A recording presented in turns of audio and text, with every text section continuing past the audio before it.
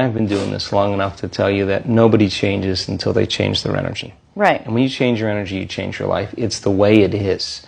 So when you stop using your enemy to reaffirm your addiction to hatred, when you stop using your best friend to reaffirm your addiction to suffering, when you stop using your Facebook to reaffirm your addiction to insecurity, when you stop that whole process and you start going inward and you're no longer relying on those outer things to create those emotions, and you start creating those inner emotional states, you start changing your energy.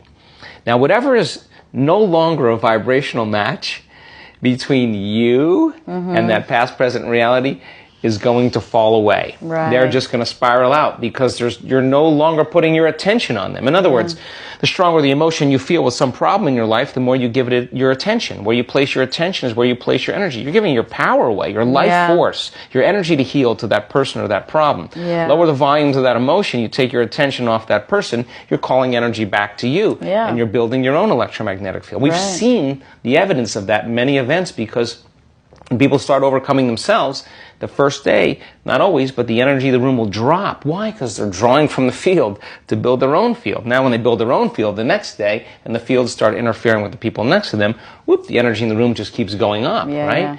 So now, there's no longer a vibrational match between you and your coworker, you and your job, you and your boss. Be prepared. Because that old known thing is going to fall away because you're no longer emotionally and energetically connected to it. Right. So then when you get in that state, it's not a time to try to put it back together. Because at the same time these things are unraveling and they're moving towards chaos, and chaos is just unpredictable order. Right. It's novelty, the newness of an experience that you can't predict is chaos.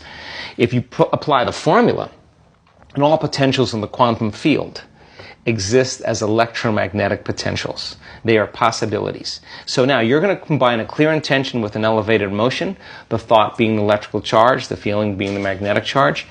You begin to open your heart. It begins to produce that broad field. You lay the thought of a new future into there. Now you're changing your energy. When they begin to synchronize coherently, your brain and heart, you got a strong Wi-Fi signal.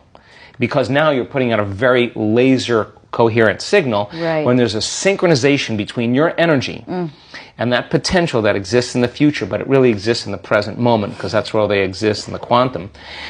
Now you start to see synchronicities in your life because you're synchronized to a future, and they come as opportunities. Wow, that was kind of cool. And those are breadcrumbs from the field, like keep going, you're on to something. Yeah. So the problem is that people, they do it and then they get up and then they react in traffic, or they get frustrated and they start feeling the emotions of the past. Why are you talking about me? They start feeling the emotions of their past, and you know what happens? They just disconnected from the energy of their future, and they're back to the energy of the past. Don't expect anything to change in your life. In fact, expect more reasons to be frustrated.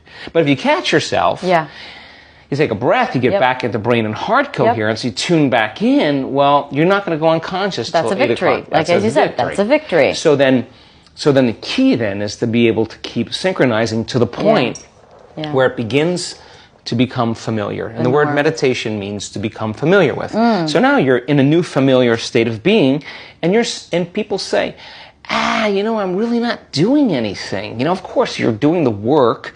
You're becoming familiar with a new set of thoughts, new set of intentions, a new set of emotions. Your heart's opening more. Your immune system's up-regulating. Your genes are up-regulating. Your brain and heart are more coherent. Your energy field is bigger. You feel connected more. All these things, you're changing programs. You start seeing those things taking place in your life. You're going to want to do this, right? It's not going to be effort. 100%. Now, live by the hormones of stress. The hormones of stress cause us to draw from this field and turn it into chemistry, heightens our senses. We become materialists. We narrow our focus on the cause. Now, when we create reality, now we're living in three-dimensional reality. The way we do it is we got to drag our body through space from one point of consciousness where I am to my future, my dreams, another point of consciousness, and that's going to take time.